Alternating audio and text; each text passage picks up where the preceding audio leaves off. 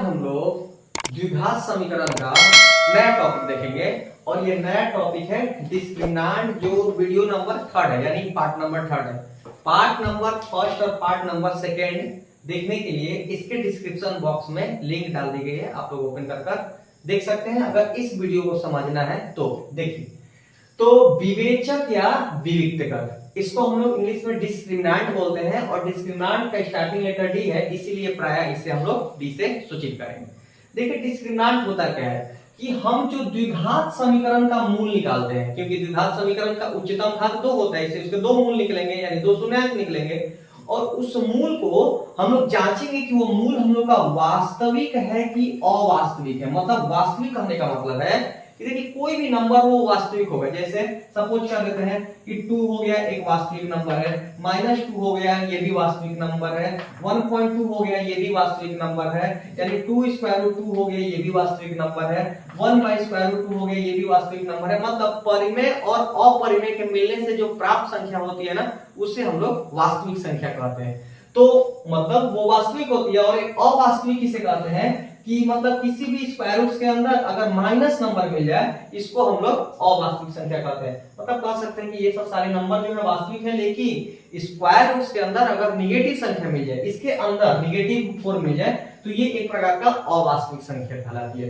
यानी द्विघात समीकरण के मूल, यानी मूल को चेक करने के लिए मूल वास्तविक होगा कि अवास्तविक होगा, ये डिपेंड करता है हमारे b² - 4ac पर, और ये निर्भर करता है। और b² - 4ac को ही हम लोग द्विघात समीकरण का विवेचक या विविक्तकर कहते हैं और इसे प्रायः किससे सूचित किया जाता है? d से सूचित किया जाता है। यानी हम लोग बोलेंगे कि d बराबर होता है b² - 4ac।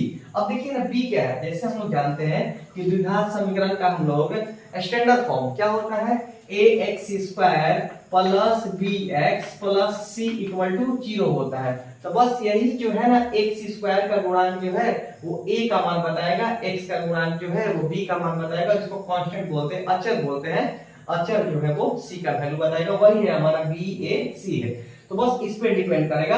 मतलब हमको सिंपल सा समझना है कि डिस्क्रिमिनेंट हमको d बराबर b² - 4ac को कहा जाता है, और ये हमें कैसे पता लगता है कि वास्तविक है या अवास्तविक, वास्तविक संख्या है कि अवास्तविक संख्या।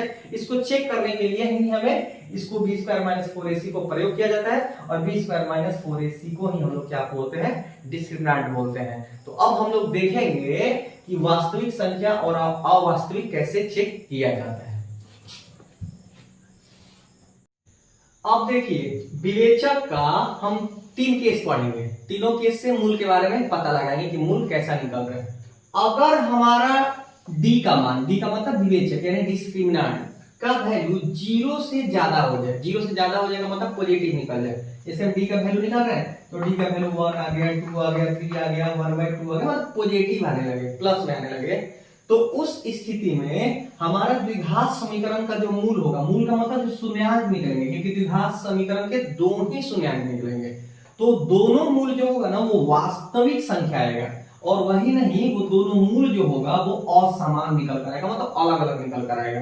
जैसे एक 3 आ जाएगा तो एक 4 आ जाएगा, एक 6 आएगा तो 1/2 आएगा, मतलब अलग अलग 2 मूल निकलेंगे, दोनों मूल अलग अलग निकलेंगे। इसी को हम लोग बोलते हैं रियल एंड अनइक्वल होते हैं। कब? जब डिस्क्रिमिनेंट का वैल्यू 0 से ज्यादा होता है। और ऐसे ही एक और बात है कि अगर डिस्क्रिमिनेंट का वैल्यू 0 से ज्यादा हो जाए यानी पॉजिटिव में आ जाए, तो उस स्थिति में मूलों का अस्तित्व होता है। ठीक है। अब केस नंबर 2 देखेंगे। यदि डिस्क्रिमिनेंट का वैल्यू 0 आ जाए, मतलब विवेचक निकाल रहे हैं और विवेचक निकालने के बाद हम लोग का शून्य आ गया, जैसे b² - 4ac को निकालने गए तो शून्य आ गया। तो अब जैसे शून्य आ जाएगा तो उस स्थिति में जो हम लोग का द्विघात समीकरण का मूल निकलेगा वो दोनों मूल इक्वल निकलेगा, समान निकलेगा, और उसके साथ साथ वो संख्या जो कहलाएगी वो वास्तविक संख्या कहलाएगी। यानी जब d बराबर 0 हो, यानी b² - 4ac = 0 हो जाए, तो द्विघात समीकरण का जो मूल होता है, जो शून्यांक होता है, वो वास्तविक तथा समान हो जाएंगे, यानी रियल एंड इक्वल हो जाएंगे, जब डिस्क्रिमिनेंट का वैल्यू 0 आएगा तब। और केस नंबर हम 3 देखेंगे कि अगर d 0 से इसका मतलब छोटा हो जाए, यानी डिस्क्रिमिनेंट का वैल्यू हम लोग का निगेटिव आने लगे, यानी b² - 4ac का वैल्यू निगेटिव आने लगे, तो निगेटिव आने लगे तो हम समझ जाएंगे कि द्विघात समीकरण का जो मूल है वो वास्तविक नहीं होगा, यानी नॉट रियल होगा उसका मूल को निकालना नहीं, शून्याङ्क नहीं निकालेंगे। उस स्थिति में हम लोग बोलते हैं कि द्विघात समीकरण के मूलों का अस्तित्व नहीं है। यानी जब वास्तविक तथा समान निकालेंगे, यानी डिस्क्रिमिनांट का वैल्यू शून्य होगा तो मूलों का अस्तित्व होगा। जब डिस्क्रिमिनांट का वैल्यू शून्य से ज्यादा हो जाए, यानी पॉजिटिव हो जाए, तो भी मूल का अस्तित्व होगा। यानी यहाँ मूलों का अस्तित्व होगा, यहाँ भी मूलों का अस्तित्व होगा, लेकिन यहाँ पे मूलों का अस्तित्व नहीं होगा। ठीक है, इसको हम लोग क्या कर लेंगे, प्रिंट कर लेंगे। इसके बाद अब हम लोग प्रॉब्लम्स देखेंगे कि डिस्क्रिमिनांट निकाला कैसे जाता है, देखेंगे। देखिए अब हम लोग क्या करेंगे, एक एक करके क्वेश्चन पढ़ेंगे। विवेचक निकालना है, डिस्क्रिमिनांट निकालना है। 3 क्वेश्चन है, तीनों पे एक क्वेश्चन है, केस नंबर 1 2 3 है, उसी टाइप पे 3 क्वेश्चन है, देखेंगे। क्वेश्चन नंबर फर्स्ट क्या है, 4x minus 8 plus 7x square equal to 0। पहले इसको सजा लेंगे हम लोग, सबसे बड़ा फॉर्म उससे छोटा उससे छोटा। तो सजाएंगे तो पहले क्या करेंगे, सबसे बड़ा फॉर्म लिख लेते हैं, ये वाला है तो 7x स्क्वायर, इससे छोटा क्या है, ये वाला है तो प्लस में है तो प्लस 4x, फिर ये माइनस 8 है इक्वल टू क्या होगा 0।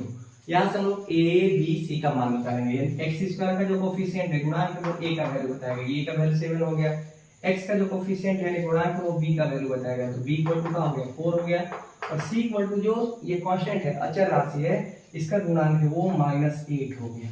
अब यहाँ से देखिए डिस्क्रिमिनांट निकालते हैं। हम जानते हैं d इक्वल टू होता है b स्क्वायर माइनस 4ac। अब देखिए b का वैल्यू क्या है 4 है, तो 4 का हम लोग स्क्वायर कर देते हैं। उसके बाद -4 इंटू a की जगह कितना है 7 है, तो 7 लिख देते हैं, इंटू c की जगह कितना है -8 है, तो -8 लिख देते हैं। अब क्या करेंगे, 4 का स्क्वायर करेंगे तो कितना हो जाएगा 16, और माइनस को माइनस से मल्टीप्लाई करेंगे तो क्या होगा प्लस होगा।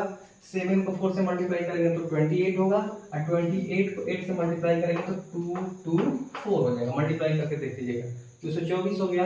अब 224 में 16 को जोड़ देते हैं तो ये हो गया 240।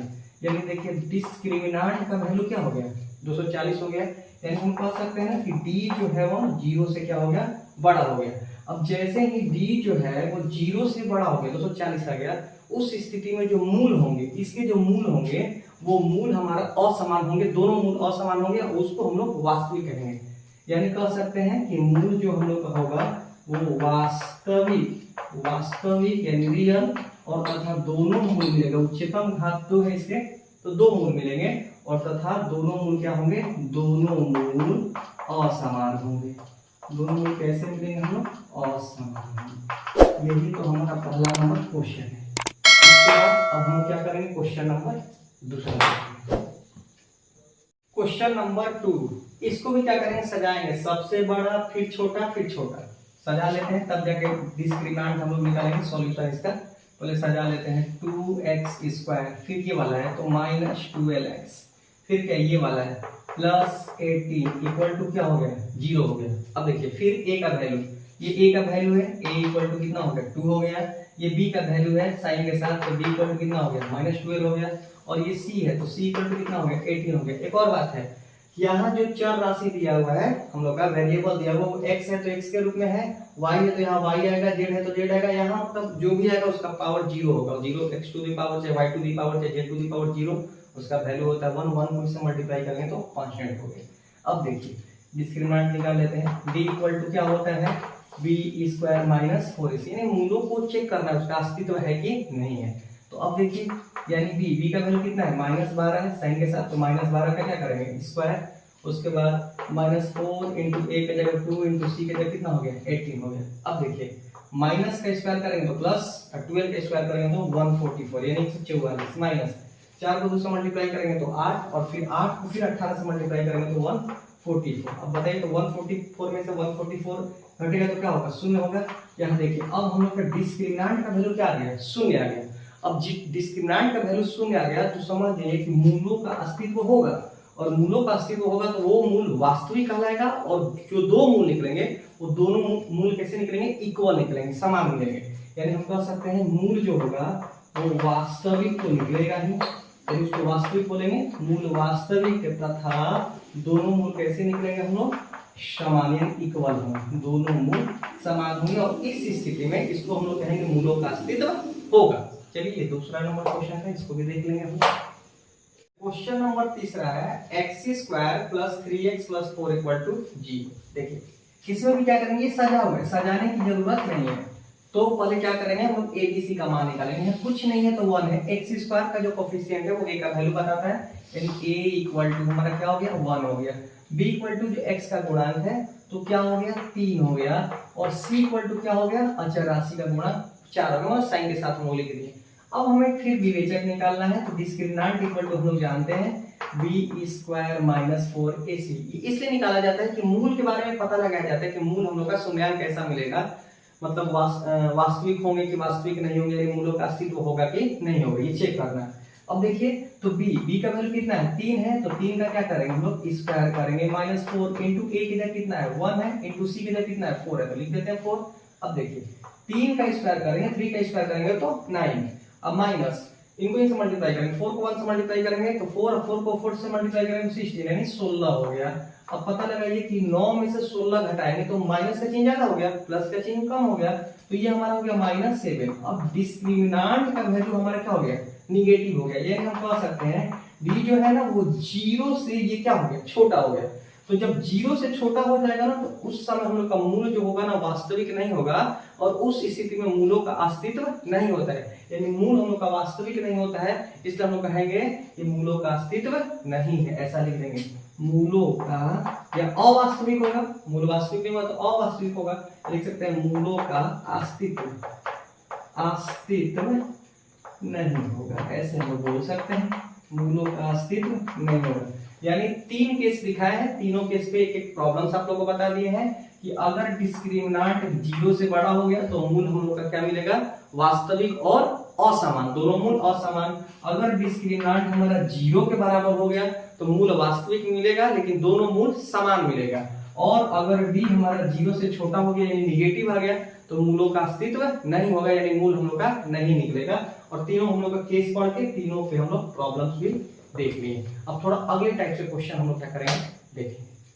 देखिए अगला क्वेश्चन है के किस मान के लिए एक द्विघात समीकरण दिया गया है 3x² + kx + 6 = 0 के मूल समान है। कह रहे हैं कि हमें k की जगह कौन सा वैल्यू रखेंगे, कैसा वैल्यू रखेंगे कि इसका मूल जो होगा वो समान होगा, यानी मूल का मतलब इसके उच्चतम घात 2 है तो इसके 2 मूल यानी 2 शून्यांक मिलेगा और दोनों ही समान होंगे। तो देखिए अभी हम बताए हैं इसको, सपोज इसको लिख लिया जाए 3x² + kx + 6 = 0। अब हम जानते हैं कि मूल तभी समान होता है जब डिस्क्रिमिनेंट यानी विवेचक का मान क्या होता है शून्य होता है। पहले आप लोग यहाँ से ABC का वैल्यू निकालिए, a = हमारा क्या मिल गया 3 मिल गया, b = क्या मिल गया x का कोफिशिएंट k है तो k मिल गया, और c = क्या मिल गया 6। अब हमें k के जगह कुछ ऐसा मान रखना है कि इसलिए अगर हम शून्यांक निकालेंगे तो शून्यांक हम लोग का क्या आएगा 2 शून्यांक आएगा, दोनों शून्यांक सेम आएगा। तो हम जानते हैं कि हम लोग का मूल समान तभी होता है जब डिस्क्रिमिनेंट का वैल्यू क्या होता है शून्य होता है, यानी हम लिख सकते हैं d = 0। d 0 कब होगा, उस स्थिति में हम लोग का मूल जो होता है वो समान होता है जब डिस्क्रिमिनेंट का वैल्यू हम लोग क्या होता है मूल समान है, डिस्क्रिमिनेंट का वैल्यू जब शून्य होता है। चलिए d = 0 हो गया यानी मूल समान है हम लोग का, क्वेश्चन में तो ये कह रहे हैं कि मूल हम लोग का समान है। तो अब डिस्क्रिमिनेंट का फॉर्मूला लगाइए, विवेचक का फॉर्मूला क्या होता है b² - 4ac = 0, और आराम से इस मान रखिए पुट कर दीजिए। चलिए b की जगह क्या है k है तो k का स्क्वायर कर देंगे, -4 * a की जगह कितना है 3 है, इंटू c की जगह कितना है 6 है, इक्वल टू क्या हो गया 0 हो गया।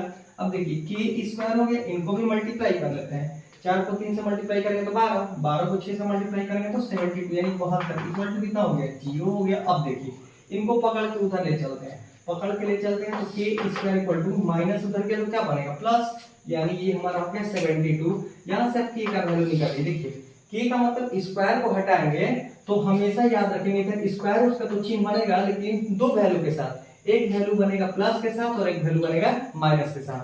तो ये हम लिख सकते हैं 72, यानी k equal two plus minus, इसका हम लोग स्क्वायर रूट निकालेंगे, तो स्क्वायर रूट निकालेंगे तो इसको हम लोग इस टाइप से लिख सकते हैं 2 × 36, तोड़ लीजिएगा आप लोग एलसीएम विधि से, तो यानी 2 × 36, 36 को 2 से मल्टीप्लाई करेंगे तो 72 हो जाएगा, यानी k इक्वल टू हमारा प्लस माइनस 36 यानी 36 का वर्गमूल, स्क्वायर रूट कितना होता है 6 होता है, तो लिख देंगे 6। और 2 को इसी के अंदर में क्या कर देंगे, छोड़ देंगे। यानी हम k की जगह एक बार प्लस 6 स्क्वायर रूट 2 रख सकते हैं और एक बार माइनस 6 स्क्वायर रूट 2 रख सकते हैं, और फिर इसका हम लोग मूल निकालेंगे तो मूल हम लोग का क्या आ जाएगा, दोनों मूल आएगा इक्वल आ जाएगा। यानी k का वैल्यू कितना आ गया, प्लस माइनस 6 स्क्वायर रूट 2, यही हमारा क्या कहलाएगा, आंसर कहलाएगा।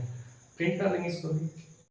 देखिए ठीक इसी प्रकार से यह भी क्वेश्चन है, कह रहा है कि m का वह मान ज्ञात करें, यानी हमें m का मान निकालना है, जिसके लिए समीकरण द्विघात समीकरण mx into x minus 7 plus 49 equal to 0 दिया गया है, और इसके मूल क्या है, समान है। हम जानते हैं मूल समान तभी होती है जब डिस्क्रिमिनेंट का वैल्यू क्या होता है, शून्य होता है। तो चलिए इसको भी निकालते हैं, लिख लेते हैं पहले mx into x minus 7 plus 49 equal to क्या हुआ, 0 हो गया। हमें m का वैल्यू निकालना, पहले इसको हम लोग क्या करते हैं, द्विघात समीकरण के रूप में लिख लेते हैं। mx को x मल्टीप्लाई करेंगे तो क्या होगा, mx स्क्वायर, माइनस 7 को mx मल्टीप्लाई करेंगे तो क्या होगा, 7mx प्लस 49 इक्वल टू 0। हमें m के जगह ऐसा वैल्यू रख देना है कि इनका हम लोग शून्यांक निकालेंगे, यानी मूल निकालेंगे तो दोनों मूल आएगा समान। यहां से पहले a का वैल्यू निकालिए, a equal to x square का कोफिशिएंट m है तो m लिख देंगे, b का वैल्यू x का कोफिशिएंट माइनस 7m है तो हम लोग माइनस 7m लिख देंगे, और c का वैल्यू कितना है, 49 है तो हम लोग यहाँ क्या लिख देंगे, 49। अब देखिए डिस्क्रिमिनेंट लिख लेते हैं, डिस्क्रिमिनेंट यानी d बराबर होता है b स्क्वायर माइनस 4ac। अब ये लिखेंगे b बराबर b स्क्वायर माइनस 4ac, मतलब ये तो होता है। अब हमको ये पता होना चाहिए कि इसके मूल समान है, तो मूल समान है तो d बराबर हमारा क्या हो जाएगा, 0। यानी हम कह सकते हैं हम लोग का मूल क्या है, समान है। और जब मूल समान है यानी मूल हम लोग का इक्वल है तो कह सकते हैं b square minus 4ac equal to क्या हो जाएगा, 0 हो जाएगा। वैल्यू रख लेते हैं, b का वैल्यू कितना है, माइनस 7m, तो माइनस 7m का क्या करेंगे, स्क्वायर माइनस 4 इंटू देखिए a की जगह कितना है, m है तो लिख लेते हैं m, इंटू c की जगह कितना है, 49 है तो लिख लेते हैं 49 इक्वल टू क्या हो गया, 0 हो गया। अब चलिए माइनस का स्क्वायर करेंगे, देख लेते हैं इधर, माइनस का स्क्वायर करेंगे तो क्या होगा, प्लस 7 का स्क्वायर करेंगे तो 49, और m का करेंगे तो कितना हो जाएगा, m स्क्वायर हो गया हम लोग का। उसके बाद चिन्ह लगाते हैं माइनस, फिर 4 को m से मल्टीप्लाई करेंगे तो 4m, इसको 49 से मल्टीप्लाई करेंगे तो कितना हो जाएगा, 196 हो गया, इक्वल टू क्या हो गया, 0, इसके साथ m है तो m लगा देंगे। देखिए एक तरीका है कि हम इसको उधर फेंक के m का वैल्यू निकाल सकते हैं, नहीं तो आप इसमें क्या कर लीजिए, कॉमन ले लीजिए। कॉमन ले लेंगे तो 49 196 में 49 कॉमन हो जाएगा, m स्क्वायर और m में m कॉमन हो जाएगा, जिससे कॉमन हो गया तो हमारे पास क्या बचेगा, यहाँ पे m माइनस 49 का टेबल पहला कितना बार पढ़ेंगे, 196 आएगा तो 4 बार, यानी 4 इक्वल टू क्या करेंगे, 0 अलग अलग। इसको भी शून्य के बराबर फेंक लेंगे, इसको भी शून्य के बराबर फेंक लेंगे तो हमारा क्या होगा, 49m इक्वल टू 0, और यहाँ होगा m माइनस 4 इक्वल टू 0। यहाँ से m का वैल्यू निकालेंगे तो 0 बाई कितना हो गया, 49। यहाँ से m का वैल्यू निकालेंगे तो माइनस उधर बन गया क्या, प्लस। यहाँ से m इक्वल टू क्या मिल गया, 0 बाई 49 इक्वल टू 0, और यहाँ हमारा m क्या हो गया, 4 हो गया। अब देखिए हम m की जगह शून्य नहीं रख सकते हैं, क्यों नहीं रख सकते, अगर m की जगह शून्य रखेंगे तो फिर ये द्विघात समीकरण नहीं बन पाएगा, इसलिए यह मान जो हो जाएगा अमान्य हो जाएगा, और यही हम लोग का मान क्या हो जाएगा, सही हो जाएगा। हम m की जगह 4 रख लेंगे, m की जगह 4 रख लेंगे, m की जगह 4 रख लेंगे तो यहाँ पे 4x स्क्वायर हो जाएगा, इसको m की जगह 4 रखेंगे तो हमारा हो गया 28x, यानी 7 को 4 से मल्टीप्लाई करेंगे तो 28x प्लस 49, और शून्यांक निकालेंगे, मूल निकालेंगे तो दोनों मूल हम लोग का समान हो जाएगा। यानी हमें m का वैल्यू निकालना है, तो अतः m इक्वल टू हम लोग का 4 क्या कहलाएगा, आंसर कहलाएगा। अगर देखिए ये वीडियो आप लोग को समझ में आ रही है, अच्छी लग रही है, तो आप चैनल को सब्सक्राइब जरूर कर लें और नोटिफिकेशन बेल आइकन का बटन जरूर दबाएं ताकि आने वाली वीडियो आपको मिलती रहेगी। सब्सक्राइब चैनल को जरूर करें।